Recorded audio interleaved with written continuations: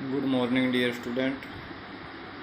आज हम political science के +2 आर्ट की क्लास शुरू कर रहे हैं, जिसमें आपके 5th लेसन को शुरू किया जा रहा है, जिसका नाम है समकालीन दक्षिण एशिया। अभी इसका मैं आपको बता दूं कि इस लेसन में पूरे जो हमारे महाद्वीप हैं, एशिया महाद्वीप है, उसका जिक्र किया गया है, और उसके भी दक्षिण क्षेत्र का, उसके भी केवल दक्षिण क्षेत्र का जिक्र किया गया है कि दक्षिण क्षेत्र में कौन कौन से देश हैं, उनको क्या क्या समस्याएं उनके सामने हैं, तो क्या क्या उन्होंने किस तरीके से कार्य किए हैं, उसके लिए। अब जब सबसे पहला पॉइंट उठाते हैं कि सार्क की स्थापना या सार्क की रचना, उद्देश्य।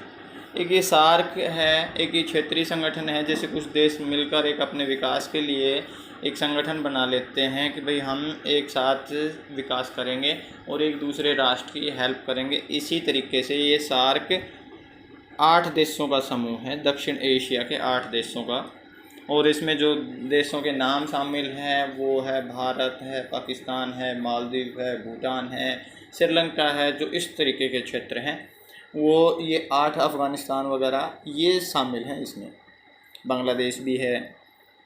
इन्होंने मिलकर एक संगठन बनाया है। अब इसकी रचना कब हुई? इसकी स्थापना की गई थी 1985 में, और इसका जो मुख्यालय है वो है नेपाल की राजधानी काठमांडू में है। और इसका जो आ जाता है कि भाई ये किस तरीके से है, इसने अंतर्राष्ट्रीय लेवल पर भी इस संगठन ने अपनी पहचान छोड़ी है, कह सकते हो कि अंतर्राष्ट्रीय लेवल पर भी विश्व विकास में भी इन्होंने भूमिका निभाई है। अब आ जाता है दूसरा कि इसके उद्देश्य, भाई किस उद्देश्य से ये बनाया गया, कि मैंने थोड़ा ब्रीफ में बताया था आपको कि ये अपने विकास के लिए इस तरीके से।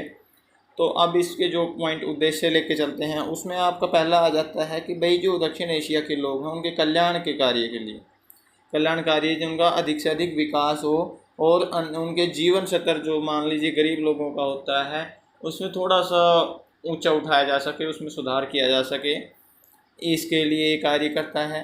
दूसरा पॉइंट आ जाता है कि भाई दक्षिण एशिया के देशों में सामूहिक आत्मविश्वास पैदा करने के लिए, कि सारे एक साथ इकट्ठा रहने के लिए, और फिर दूसरे जो ताकतवर देश हैं उनके बराबर ही विकास करने के लिए या किसी भी घटना में उनका मुकाबला करने के लिए भी ये सार्थक है। इसका जो उद्देश्य है कि भाई किस कारण से इसका गठन किया गया है।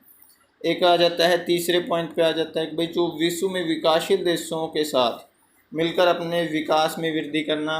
कुछ तो विकसित राष्ट्र हैं और कुछ विकासशील हैं और कुछ अविकसित भी हैं, लेकिन जो ये विकासशील राष्ट्र है इनका दूसरे सारे विकासशील राष्ट्रों के साथ मिलकर अपना विकास करना उद्देश्य है सार्क का। और भी अगर आ जाए इसमें एक दो बातें और भी कह सकते हो, भाई एक दूसरे की जो समस्याएं हैं उसको हल करना या सूझबूझ के द्वारा निर्णय लेना, इस तरीके सार्क के उद्देश्य में जो बनी हुई अन्य अंतर्राष्ट्रीय या क्षेत्रीय संगठनाएं सहयोग हैं वो भी सहयोग करती हैं, वो भी इसके सहायता करती है। तो ये है कि भाई एक आप कह सकते हो ओवरऑल कि एक विकास के लिए और आत्मविश्वास पैदा करने के लिए, सामूहिक आत्मविश्वास वगैरह इस तरीके से कोई भी समस्या है तो ये सारे 8 देश मिलकर इसका समाधान करें। अब आ जाता है कि जो दक्षिण एशियाई देश है इसमें भी वही आ जाएगा कि सार्क वाले देश ही ले सकते हो आप। इसमें दक्षिण एशिया के देश यही हैं। तो इनमें दक्षिण एशियाई देशों के सामने विकास में कि क्या क्या समस्याएं हैं। सबसे पहले आपका ले लेते हैं आतंकवाद की समस्या। पहले वाले लेसन वगैरह में भी मैंने बताया था कि आतंकवाद किस तरीके से हमारे देश या संसार के विकास को प्रभावित करता है। जब भी कोई आतंकवादी घटना कहीं होती है तो वहाँ बहुत अधिक मात्रा में नुकसान होता है, जान मान की दोनों की हानि होती है, और इस तरीके से वो एक लोगों में भय पैदा कर देते हैं। लोग खुलकर अपना जीवन भी नहीं जी सकते, जहाँ जो आतंकवाद में कह सकते हो विकास में आतंकवाद बाधा बना हुआ है। दूसरा आ जाता है कि गरीबी और बेरोजगारी। जब गरीबी और बेरोजगारी अधिक होती है तो वो विकास संबंधित कार्य लोग बाग कर ही नहीं पाते। जो गरीब और बेरोजगार हैं वो व्यक्ति सिर्फ अपने कह सकते हो कि 2 टाइम की रोटी तक का सोच सकते हैं, उससे आगे कोई बिजनेस वगैरह या किसी और बड़े लेवल पर कोई कार्य करने की नहीं सोच रखते। तो सबसे पहले ये आएगा कि इनकी गरीबी और बेरोजगारी को ख़त्म किया जाए। भाई चाहे किसी को रोज़गार दिया जाए, कम पैसे का, लेकिन रोज़गार सभी के पास हो तो उससे जो आत्मनिर्भरता उनकी बन जाएगी। और उसके बाद वो फिर धीरे धीरे आगे भी उनको जैसे लोन वगैरह की फैसिलिटी दी जाए और उसके सहयोग से वो अपने बिजनेस वगैरह को आगे बढ़ा सकते हैं। तो ये दूसरी समस्या थी, इसका समाधान होना चाहिए। ये समस्या है मेन, जो अगर आपके लेवल पे सिर्फ यही आ गया कि भाई समस्या क्या क्या है, तो गरीबी और बेरोजगारी। मैं थोड़ा एक्सप्लेन कर दे रहा हूँ इसको। लोकतंत्र की स्थापना आ जाता है कि भाई लोकतंत्र की स्थापना में क्या क्या समस्याएं आती है। अब जब दक्षिण एशिया की बात आती है तो जैसे हमारे नेपाल हैं, बांग्लादेश है, या इस तरीके के जो पाकिस्तान हैं, इनमें लोकतंत्र की जड़ें बहुत ही कह सकते हो कि खोखली हैं, या फिर कह सकते हो कि पूर्ण रूप से जम नहीं पाई हैं। तो इस आधार पर भी इनमें कह सकते हैं कि लोकतंत्र की स्थापना की समस्या, कि लोकतंत्र की स्थापना नहीं हो पाई है। क्योंकि नेपाल में तो अभी 2015 में ही नया संविधान लागू किया था और उसके तहत उसमें ये जो आपके केपी शर्मा ओली हैं, ये गठबंधन सरकार के द्वारा प्रधानमंत्री चुने गए थे। और अब जो उन्हीं का विरोध हो रहा है, तो पाकिस्तान का भी जो भारत के खिलाफ कुछ अयोध्या के बारे में उन्होंने जो बयान दिए हैं कि अयोध्या राम जन्मभूमि हमारे नेपाल की है, वो है इस तरीके से, तो नेपाल में जन्म हुआ था, भारत में नहीं हुआ, तो उस तरीके से कहीं उनका आपसी विवाद भी पैदा हो रहा है और उसकी सरकार गिरने का भी खतरा है। उसको कह सकते हो कि पद से हटाने की या इस्तीफ़ा लेने की मांग की जा रही है कि भाई आप इस्तीफ़ा दो। एक ऐसा ही आपका नेक्स्ट पॉइंट में समझाऊंगा मैं पाकिस्तान वाले में, कि पाकिस्तान में क्या है लोकतंत्र की स्थापना में समस्या। तो इस तरीके से भाई लोकतंत्र को ये प्रभावित करते हैं, जिसकी वजह से पूरा क्षेत्र प्रभावित हो जाता है, जिसके यहाँ राजनीतिक स्थिति पूरी तरह से सही नहीं चल रहती है। तो जब पार्टियां का बहुमत ही नहीं होगा, पूर्ण बहुमत नहीं होगा, या फिर गठबंधन सरकार, बीच में सरकार गिर जाएगी, जो योजनाएं लागू की जाती हैं वो बीच में पेंडिंग रह जाएगी, तो इस तरीके से कैसे विकास होगा। तो सबसे पहले लोकतंत्र की स्थापना हो और सरकार पूर्ण बहुमत की, या फिर कह सकते हो कि स्थित सरकार की स्थापना हो, जो पूरे अपने जो टाइम पीरियड है 5 साल 4 साल, अलग अलग देशों का अलग अलग है, तो उसमें उसी पूरे टाइम पर वो काम करे, सरकार में रहे। नेक्स्ट आ जाता है कि मानव अधिकारों की समस्या। मानव अधिकारों की समस्या में आ जाता है कि भाई दक्षिण एशिया के लगभग सभी देशों में मानव अधिकारों का हनन हो रहा है। मानव अधिकारों को लागू करना इन देशों के लिए गंभीर चुनौती है, कि जो मानव अधिकार हैं, भाई जीवन जीने का अधिकार है, काम करने का अधिकार है, इस तरीके के जो हैं उनमें भी शोषण किया जा रहा है। लोगों को हत्याएं वगैरह हो जाती हैं, या फिर उनको जैसे उनके पद पर रहते हुए किसी गलत तरीके से फंसा कर उनको हटा दिया जाता है। इस तरीके की तानाशाही के भी रूप में देखने को मिलते हैं। तो ये लोकतंत्र की स्थापना, मानव अधिकारों की समस्या में मुख्य समस्याएं हैं। एक आ जाता है नेक्स्ट जलवायु परिवर्तन कह सकते हो, या भौगोलिक परिवर्तन भी कह सकते हो, दोनों कर सकते हो इसमें। जलवायु परिवर्तन, और इसमें क्या है कि दक्षिण जो एशिया के देश हैं, जैसे पाकिस्तान मान लीजिए, भारत है, बांग्लादेश है, म्यांमार है, इस तरीके के ये देश हैं, ये समुद्री तट पर बसे हुए हैं।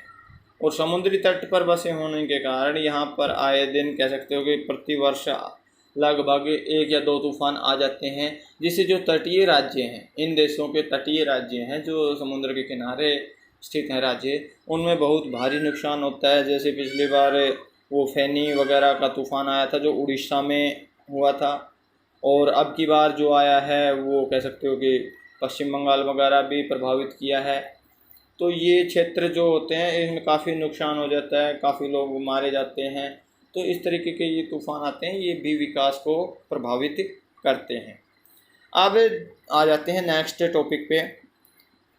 आज इसमें और भी आप ऐड कर सकते हो सार्क वाले में। जैसे आ जाता है कि भाई सार्क देशों के बीच चल रहे कोई भी जैसे विवादित हैं, भारत पाकिस्तान के ऊपर जम्मू कश्मीर का मुद्दा ले लो, या फिर भूटान नेपाल के बीच का विवादित कोई चुनौती होती है। इस तरीके जब एक दूसरे देशों के बीच कोई समस्या पैदा होती है और वो वाद विवाद होता रहता है, तो वो एक संयुक्त रूप से कार्य नहीं कर सकते।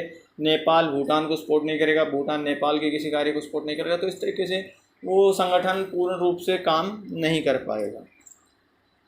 ये चीज़ें थी। अब आ जाते हैं नेक्स्ट, पाकिस्तान में लोकतांत्रिक सरकार की स्थापना में समस्या क्या है। कहने का मतलब है कि भाई पाकिस्तान में लोकतंत्र स्थापित करने में समस्या क्या आती है, पूर्ण लोकतंत्र स्थापित नहीं करने देता, या अगर लोकतंत्र स्थापित है तो भी वो पूर्ण रूप से कार्य क्यों नहीं कर रहा है। तो पाकिस्तान की स्थापना जो हुई थी वो 1947 में हुई थी, ठीक है। और तब से लेकर आज तक पाकिस्तान में लोकतंत्र की जड़ें कह सकते हो कि बिल्कुल हल्की फुल्की हैं, या कह सकते हो जैसे पेड़ की ज़मीन पर बिल्कुल अधरी जड़ें होती, इस तरीके से लोकतंत्र की जड़ें हैं। और वहाँ मजबूत लोकतंत्र नहीं है। कारण क्या है, वहाँ की जो सेना है, धर्मगुरु हैं, या समाज के जो अभिजात विशेष वर्ग वाले लोग हैं, जिन मौलाना वगैरह होते हैं, ये इनका बोलबाला है वहाँ पर। और ये करते क्या है कि जनता द्वारा जो सरकार निर्वाचित की जाती है उसको इतना महत्व नहीं देते हैं, और उसको जल्दी ही कम समय में बर्खास्त भी कर देते हैं और सेना शासन भी लागू कर देते हैं। तो इसके पीछे कारण क्या है कि जो विशेष वर्ग वाले लोग हैं, धर्मगुरु हैं, उनका मानना है अगर भारत से हमें मुकाबला करना है तो सेना का शासन ही उचित है। कहने का मतलब कि सेना के शासन, जब सेना का शासन रहेगा देश में, तभी हम भारत के ऊपर विजय प्राप्त कर सकते हैं। किसी भी कोई युद्ध वगैरह करते हैं तो भारत को तभी जीत सकते हैं जब सेना का प्रभुत्व रहेगा। तो ये उनकी थिंकिंग के कारण वहाँ पर लोकतंत्र को वो महत्व नहीं देते हैं इतना, और लोकतंत्र की सरकार का गठन भी कर लेते हैं, फिर बर्खास्त कर दी जाती है। तो इस तरीके से ये है। अब नेक्स्ट पॉइंट आ जाता है कि श्रीलंका में हुए जातीय संघर्ष पर एक संक्षिप्त नोट लिखें या नोट लिखें। तो इसका मैं बता देता हूँ कि श्रीलंका में 1948 में आज़ाद हुआ था श्रीलंका, और तब से लेकर ही वहाँ पर कह सकते हो कि कुछ विवाद हो गए थे। और उस विवाद किन जातियों के बीच में हुए, वो एक सिंघली जाति थी, और कह सकते हो सिंघली और दूसरी जाति भी उसमें वर्चस्व में थी। तो उसके कारण दो सिंघली जाति के लोग बहुत अधिक संख्या में थे, जबकि दूसरे जो तमिल वगैरह थे, तमिल जाति के लोग थे, उनमें श्रीलंका में एक माना जाता है कि भाई जो तमिली हैं वो भारत से आए हैं, जबकि वो है वहीं के तमिली। तो सिंघली और तमिली दोनों जातियों के बीच में संघर्ष था। वहाँ की जो राजनीति थी उनमें सिंघली जातियों के अधिक लोगों वर्चस्व बना रहता था। उनका मानना था कि तमिल जाति के लोग, जिनमें से अधिकांश भारत से आए हुए हैं, ऐसा ही है, और वो राजनीति में उनको न के बराबर हिस्सेदारी दी जाती थी। उनको सियासत में कह सकते हो कि उनके जो MLA MP होते थे उनमें उनके स्थान रिजर्व नहीं किए जाते थे, और उनको जो अधिकार दिए गए थे वो भी कह सकते हो कि बहुत ही कम दिए गए थे, जिसके कारण ये जब भागीदारी नहीं मिली तो उसको लेकर तमिल जाति के लोग उग्र हो गए। और उन्होंने सन 1983 में, क्योंकि 47 से चला आ रहा था, काफ़ी टाइम तक उनका शोषण किया गया था, उसके बाद उनको अंत में 1983 में एक लिट्टे नाम का संगठन बनाया। और लिट्टे नाम का संगठन जो शस्त्र नामक था, उसमें हथियार वगैरह लेके उन्होंने काफ़ी जो सक्रिय रहा। और इस तमिल वाले क्षेत्र ने श्रीलंका का जो सिंघलियों का क्षेत्र था वो काफ़ी उस पर उत्तर जो पूर्वी भाग है श्रीलंका का, उस पर कब्जा भी कर लिया था। और कब्जा करने के बाद भी कह सकते हो कि इसको, परंतु इन्होंने एक पूर्ण तरीके से, कम थे तमिल जाति के लोग तो पूरा प्रभाव नहीं जमा पाए। और अंत में 2009 में श्रीलंका की जो सेना ने इसके ऊपर ऑपरेशन किया, और उसमें जो लिट्टे नाम का जो संगठन था उसका सफाया कर दिया गया। तो इस तरीके से ये दो जातियों के बीच में संघर्ष था श्रीलंका का। अगर आ जाए भाई जाति संघर्ष क्या है, तो तमिल और सिंघली जाति के बीच में, जिसमें सिंघली की बहुलता है, तमिल प्रचुर मात्रा में है, कम मात्रा में है, और उन दोनों के बीच अधिकारों की लड़ाई थी। तो ये नोट है। और बाकी के जो इसमें लेसन में कुछ पॉइंट बचे हैं वो मैं आपको नेक्स्ट वीडियो में क्लियर हो जाएंगे। धन्यवाद।